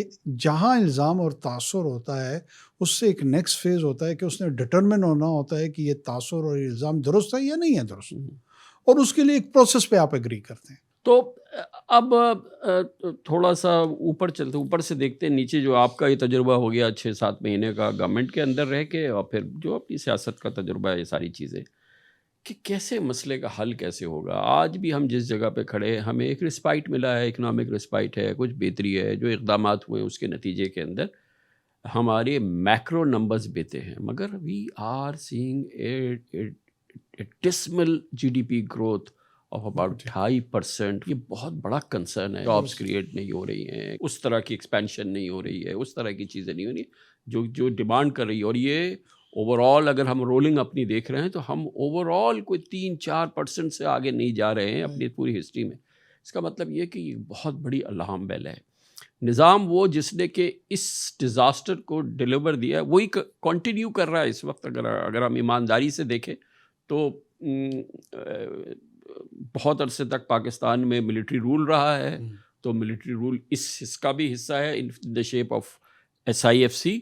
اب وہ نہیں ڈیلیور ہو رہا، یہ نہیں دیے جا رہا، تو یہ SIFC جانے. اور یہ سیاسی جماعتیں ہیں جنہوں نے کہ یہ تمام IPPs کے معاہدے، یہ تمام چیزیں کی، یہ جو کچھ بھی کیا. PIA میں اگر اوور اسٹاف کر دیا یا ریلوے کو اوور اسٹاف کر دیا تو انہی سیاسی جماعتوں نے کیا. ضرورت تھی 200 آدمیوں کی، 2000 آدمی بھر دیے. میرٹ ہونے نہیں دی، کسی قسم کی نہیں ہوئی. سندھ میں سندھ پبلک سروس کمیشن عدالتیں بند کرتی ہیں، بند ہو جاتا ہے. اتنی اس لیول کی کرپشن ہوتی ہے. یہ سب کچھ ملا کے تو پھر اس مسئلے کا حل کیا ہے؟ کیا ایک اور الیکشن، ایک اور نظام؟ الیکشن سے تو آ رہے ہیں یہ سارے، جس طریقے سے بھی الیکشن سے آتے ہیں، جیسے PTI ویسے آئی، ویسے یہ PMLN آئی، اس سے پہلے پیپلز پارٹی آئی. تو یہ تو پھر کدھر جائیں ہم؟ کامران صاحب بالکل آپ درست کہہ رہے ہیں. دیکھیں ہمارے دو بیسک چیلنج اگر ہم ان کو انکیپسولیٹ کر سکیں، ایک ہمارا گورننس کا چیلنج ہے اور دوسرا ہمارا پولیٹیکل نیریٹو کا چیلنج ہے. آپ کی سیاسی جماعتیں جب خود ناکام ہوتے ہیں تو وہ پوری کے پورا بلیم شفٹ کر دیتے ہیں کہ جو ولن کیریکٹر ہے وہ یہ ملٹری اسٹیبلشمنٹ ہے، اس نے ہمیں کام نہیں کرنے دیا، اس نے یہ غلط کام کیا، اور پوری ایک لسٹ اس کے اگینسٹ ہوتی ہے. جو اس میں بدقسمتی کا پہلو ہے وہ یہ ہے کہ یہ گفتگو آنسٹ نہیں ہو رہی. جب بھی آپ ان سے کوئی ہیلدی گفتگو گورننس کے حوالے سے کریں تو اس میں کوئی خاص دلچسپی آپ کو نظر نہیں آتی. یہ میں کسی ایک سیاسی جماعت کے متعلق نہیں، مور اور لیس تمام سیاسی جماعتوں کا یہی رول ہے. اچھا، یہ ٹریگر کرتا ہے رسپانس کو ٹورڈز دیٹ آرگنائزڈ انسٹیٹیوشن جو اس کیس میں فوج ہے، اور وہ فرسٹریشن بڑھنا شروع ہو جاتی ہے کہ یار گورننس کی یہ سطح ٹھیک نہیں ہے، یہ ایریا ٹھیک نہیں ہے. یہ نکتہ چینی میں بجائے اس کے کہ اس کے ریفارم کو رسپانس کریں، یہ اس لیجیٹمیسی کے کوسچن میں چلے جاتے ہیں کہ تم ہو کون. وہ کوئی نہیں ہے، وہ الیجیٹمیٹ ہے. لیکن یہ مسئلہ نہیں حل ہو رہا، جو یہ ریئلائز نہیں کر رہے. یہ الیجیٹمیٹ کرٹیسزم جو جنریٹ بھی ہو رہی ہے وہ آپ کی نان پرفارمنس کی وجہ سے ہوتی ہے. وہ نان پرفارمنس کو رسپونڈ کرنے کے بجائے ایک نیا محاذ کریٹ کر دیتے ہیں کہ تمہارا حق نہیں ہے، تم کون ہو، یہ میرا حق ہے، یہ میں اس کے فلیگ کیریئر بنوں گا of the political rights of so on and so forth. اب ہم اس وشیس سائیکل میں پھنسے ہوئے ہیں. اس وشیس سائیکل میں نکلنے کے لیے ہم نے دو اپروچز ہو سکتی ہیں. ایک یہ ہوتی ہے کہ جو سویلین سائڈ ہے وہ کہتے ہیں کہ ہم نے دوسری سائڈ کو جو ملٹری سائڈ ہے اس کو کانکر کرنا ہے. Recent case P T I, اس سے پہلے پی ایم ایل این، اس سے پہلے پی پی پی، مختلف سیاسی جماعتوں نے یہ دہرایا ہے. When they try to conquer, they get defeated. The requirement is that you should lead them. You should inspire them. Pakistan کے مسائل کا حل یہ جو بائی ڈیزائن اور بائی ڈیفالٹ آپ کے کو ایک آرگنائزیشن ملٹری کے نام کی مضبوط مل گئی ہے، اس کو کمزور کرنا حل نہیں ہے. جو سول انسٹیٹیوشنز ان کو مضبوط کرنا حل ہے. اب اس کو مضبوط کرنے کا طریقہ کار یہی ہے کہ جو گورننس کے آپ کے ماڈلز ہیں، جو آپ کی بیوروکریٹک مشینری ہے، جو آپ کا امپلیمنٹنگ آرم ہے، اس کے ریفارمز ہیں، اس کو درست کرنا ہے. جو گورننس کے ایشوز ہیں اس میں سیاسی جماعتیں جس طرح ان کو انٹرسٹ لینا چاہیے وہ انٹرسٹ نہیں لیتی. یہ ایک بدقسمتی ہے ہمارے یہاں. ویری امپورٹنٹ ہے. آپ گورنمنٹ میں بھی رہے اور ظاہر ہے کہ you are son of the soil for Balochistan. Balochistan ایک ہمارا بہت بڑا وونڈ ہے، گیپنگ وونڈ ہے، اور بہت بڑے مسئلے ہیں، اور یہ وہاں ایک موومنٹ چل رہی ہے، نیشنلسٹ موومنٹ ہے ہمارے نزدیک. اور ظاہر ہے کہ اس میں بہت سچائی بھی ہے کہ ایکسٹرنل ایلیمنٹس ہیں جو کہ اس کو کر رہی ہیں، مگر ناٹ انٹائرلی ایکسٹرنل ایلیمنٹس ہیں. ظاہر لوگ مر بھی رہے ہیں، سب کچھ ہو رہا ہے. اس کا کہیں آپ کو حل نظر آتا ہے؟ یو تھنک کہ ظاہر ایزی سولوشن نہیں ہے، لیکن کیسے ہم اس کو کیسے مینیج کریں گے، اور یہ کس طرف جا رہی ہے پوری بات؟ کامران صاحب دیکھیں، میں it's a question of identity, اس میں مجھے کوئی کنفیوژن نہیں. میں اس کو ڈپریویشن سے زیادہ آئیڈینٹی کے کانٹیکس میں دیکھتا ہوں. اور آئیڈینٹی کے کانٹیکس میں جب میں بات کر رہا ہوں تو بہت ساری دنیا میں موومنٹس ہیں جو وہ اس شناخت کی بنیاد پہ اپنی ریاستیں چاہتی ہیں. بلوچستان یا بلوچ کوئی ایکسکلوسیو نہیں. کوسچن یہ ہے کہ جو آپ کے پاس ایگزسٹنگ آرڈر ہے اس میں لیجیٹمیٹ کیا ہے اور لیجیٹمیٹ کیا ہے. جو لیجیٹمیٹ ہے وہ آپ کا سوشل پولیٹیکل آرڈر جو پاکستان کے کانسٹیٹیوشن کے تحت ہے. اس میں جو اگر کوئی سکسیشن کی بات کرے گا، اس کو توڑنے کی بات کرے گا، اس کی علیحدگی کی بات کرے گا، وہ ایکسیپٹیبل نہیں ہے. وہ کہتا ہے کہ جناب میں علیحدہ تمدن، علیحدہ تہذیب، میری یہ سرزمین صدیوں سے میری ہے، اور آپ آکوپیشنل فورس کے طور پر آئے ہوئے ہیں، لہٰذا میں نے ریزسٹنس کرتے ہوئے آپ کو یہاں سے نگال مار بھاگ پھینکنا ہے. اب یہ جو ایک رومانٹک ریولوشنری آئیڈیا کے طور پہ اس کو بڑھاوا دے رہے ہیں، اس میں ایکسٹرنل فیکٹر خصوصی طور پہ ہندوستان اس کیس میں یہ ساتھ مل جاتے ہیں اور اس فیلنگ کو اور بڑھاوا دیتے ہیں. اسی طرح کا میوزک کریٹ کرتے ہیں، اس طرح کی پوئٹری کریٹ کرتے ہیں. آپ اس کا ایکو سسٹم بناتے ہیں، ایک چیمبر ہے اس کا. دیکھیں بی ایل اے نے اس وقت جو ماڈل اپنایا ہوا ہے بی ایل اے وہاں پر اسکول نہیں کھول رہی کہ جی لوگوں کو اکٹھا کر رہی ہے کہ دیکھو ہم کتنا اچھا اسکول چلاتے ہیں، تو اس ریاست پاکستان سے جان چھڑاتے اپنا ملک بناتے ہیں۔ بی ایل اے کوئی ہاسپٹلز بھی نہیں چلا رہی ہے کہ لوگوں کو اٹریکٹ کرا رہی ہو اور ان کو متوجہ کر رہی ہو اپنی جانب کہ دیکھیں اتنا اچھا ہم نے صحت کا نظام چلایا ہوا ہے، تو چلا بھی نہیں سکتے کرتی ہیں، رہی دفعہ ہے کر موومنٹ، حزب اللہ، حماس، یہ وہ، مطلب ایک سوشل سسٹم بھی چل رہا ہوتا یہاں نہیں ہے، ہاں، جی جی جی، اور وہ پیورلی ایک ٹول ان کے پاس ہے اور وہ ٹول ہے وائلنس۔ ٹھیک۔ وہ اپنی پاپولیشن کو یہ کہتے ہیں کہ میں اس کے فرنٹیئر کور کے بندے کو بھی مار سکتا ہوں، میں اس کے فوجی کو بھی اٹیک کر سکتا ہوں، میں ایک عام شہری کو بھی اٹیک کر سکتا ہوں، بس سے بھی اتار کے مار سکتا ہوں، لہٰذا میں طاقتور ہوں، میں تمہیں آزادی دلاؤں گا، میں تمہیں اس سے علیحدہ کر لوں گا۔ سو دا کور از وائلنس اینڈ فورس۔ تو کیا آپ سڑکیں بنانے کے ماڈل سے، یا کیا میں قطعاً یہ تجویز نہیں کر رہا ہوں کہ ڈیولپمنٹ نہیں ہونی چاہیے، لیکن صرف اس رسپانس میکینزم سے آپ اس مسئلے کو حل نہیں کر پائیں گے۔ آپ کو جو ہاتھ آپ کے گریبان میں کی طرف بڑھ رہا ہے اس کو جھڑکنا ہوگا۔ یہ نہیں ہو سکتا کہ ایک شخص اردو بول رہا ہے، پنجابی بول رہا ہے، سندھی بول رہا ہے، پشتو بول رہا ہے، گلگتی بول رہا ہے، اور وہ مساخیل کی پہاڑی سڑکوں سے اترتے ہوئے آ رہا ہے اور ایک جتھا آتا ہے، اس بس کو روکتا ہے اور بے دردی سے قتل کر دیتا ہے، شہید کر دیتا ہے۔ ریاست کا جو بیسک تصور ہے اس بس میں بیٹھے ہوئے تحفظ۔ افراد کی پروٹیکشن ہے، پہلے رائٹس ان کے ہیں، پہلے رائٹس قاتلوں کے نہیں ہیں۔ ہمارے ہاں جو کنفیوژن ہے وہ یہ ہے کہ سب سے پہلے ہمارا ایک طبقہ جمپ مار کے ان قاتلوں کے رائٹس پہ گفتگو شروع کر دیتا ہے اور ایک پورا ماحول جنریٹ کرتا ہے، اور جو مقتول ہے نہ ان کے حقوق کی کوئی بات کر رہا ہے، نہ ان کے حقوق کی کوئی ضمانت دے رہا ہے۔ ایسے لگتا ہے جیسے مقتول کا وجود ہی نہیں ہے اور وجود صرف قاتل کا ہے۔ یہ بڑی بدقسمتی ہے۔ گویا کہ آپ correct me if I am wrong, کہ آپ یہ کہہ رہے ہیں کہ ایک طرف سے طاقت کا مقابلہ تحفظ دینے کے لیے طاقت سے ہی ہو سکتا ہے، اور اس کے ساتھ پولیٹیکل ایجنڈے کو آگے بڑھانا ہے۔ جی آف کورس، دیکھیں یہ آپ کو ایک ہولسٹک اپروچ اپنانی پڑے گی۔ ہولسٹک اپروچ سے مراد میری یہی ہے کہ جن لوگوں نے وائلنس کے ٹول کو، دنیا ان کو ٹیررسٹ تسلیم کرتی ہے۔ جب میں کہہ رہا ہوں دنیا میں امریکہ، یو کے، یورپین یونین، چائنا، ادر دین انڈیا، ساری دنیا بی ایل اے اور ان واقعات کو ٹیررسٹ آرگنائزیشن اور ٹیررزم کے طور پہ لیتی ہے اور دیکھتی ہے، ماں سوائے پاکستان کے ایک لبرل طبقے کے۔ ٹھیک ہے۔ وہ آپ کو سوشل سائنس کی تھیوریز پڑھانی شروع کر دیتے ہیں کہ جناب سڑکیں نہیں ہیں، اسپتال نہیں ہیں، 70 سال سے ہم نے یہ رویہ رکھا ہے، 80 سال سے ہم نے وہ رویہ رکھا ہوا ہے، ایڈیٹوریل لکھنا شروع کر دیں گے، وداؤٹ ریئلائزنگ کہ اس 21ویں صدی میں جو گلوبل آرڈر ہے یہاں پہ وائلنس کو کیسے ٹریٹ کیا جاتا ہے۔ جو حماس کے وائلنس کے متعلق ان کی ضرورت نہیں ہے کہ اس طرح کی گفتگو کر سکیں، یا حزب اللہ کے متعلق، یا جتنے دوسرے آؤٹ فٹس ہیں، لیکن جو ہمارے اپنے انڈیجنس آؤٹ فٹس ہیں یہ سارے کے سارے سوشل سائنٹسٹ بن کے اس کی ریشنلائزیشن شروع کر دیتے ہیں۔ یہ ریشنلائزیشن آف وائلنس میرے نزدیک ایک انٹلیکچوئل ڈس آنیسٹی کے نتیجے میں ہوتی ہے۔ آپ کل کو کوئی پیپلز پارٹی ہے، نون لیگ ہے، پی ٹی آئی ہے، جمعیت علماء اسلام ہے، ایم کیو ایم ہے، یہ اپنے ملٹری ونگز بنا دے تو کیا یہ ایکسیپٹیبل ہوگا؟ قطعاً نہیں ہوگا۔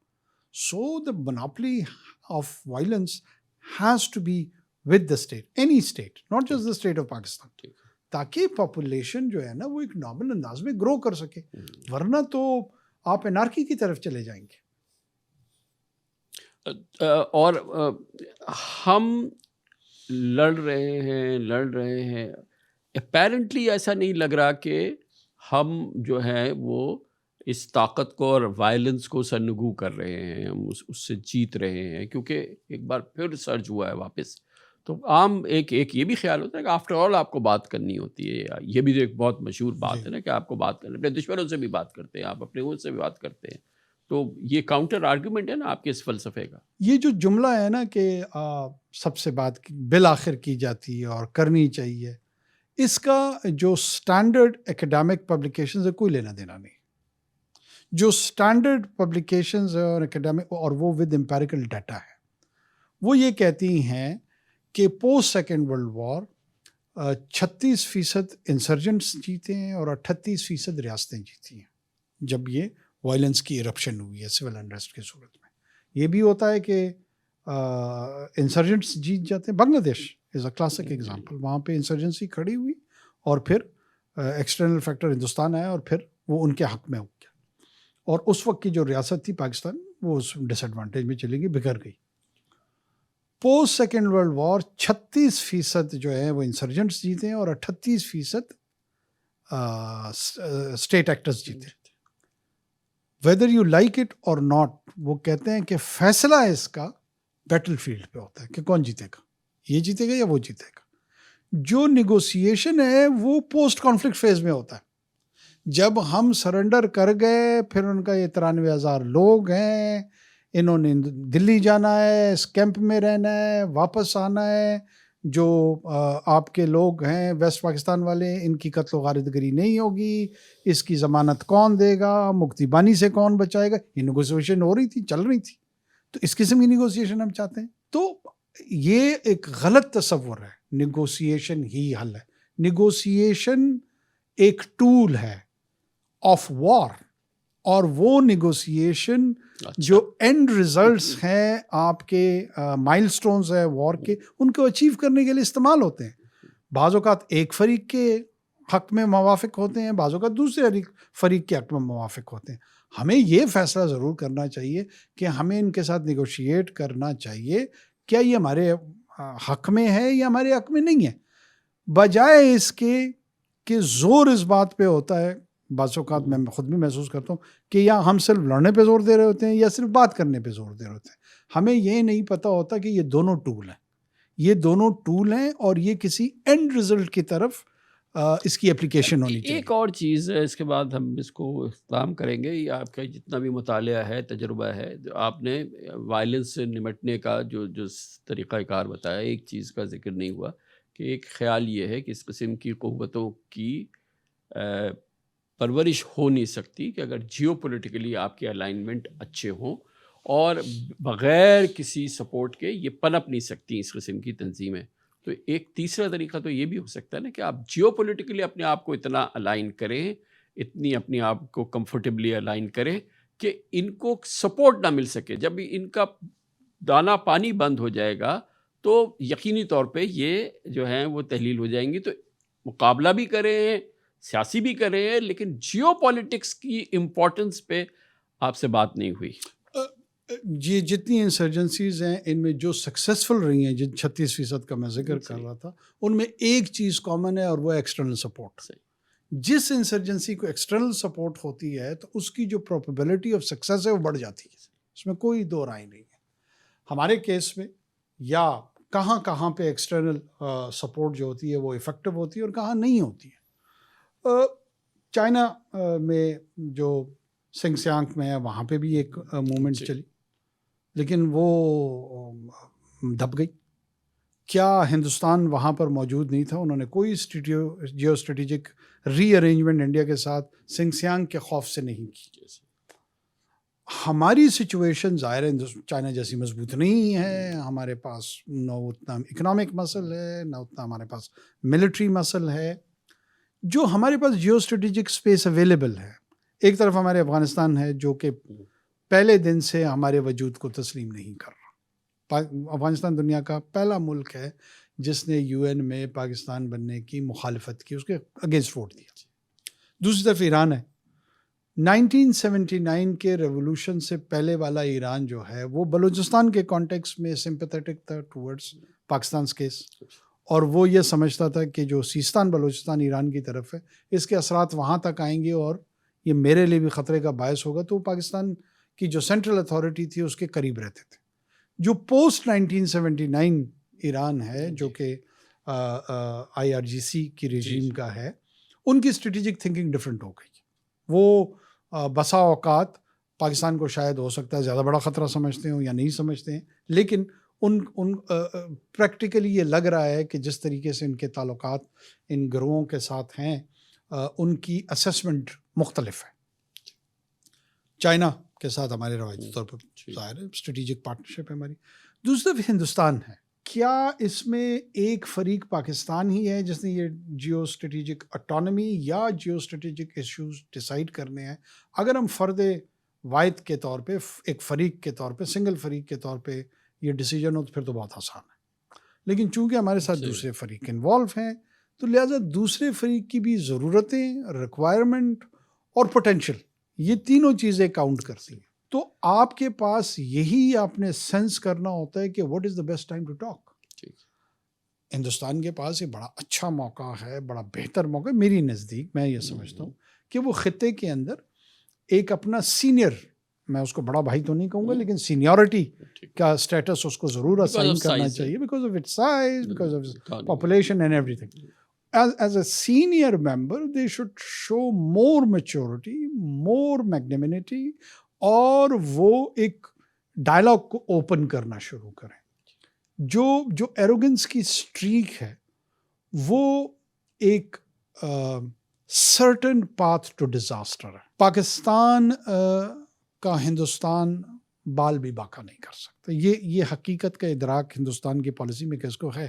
نہ شاید پاکستان ان کا بال باقا کر سکتا. یہ تو ہے سنجیدہ گفتگو. انہیں بھی پتہ ہے وہ ہمارا کچھ نہیں کر سکتا، ہمیں بھی پتہ ہے کہ ہم ان کا کچھ نہیں کر سکتے.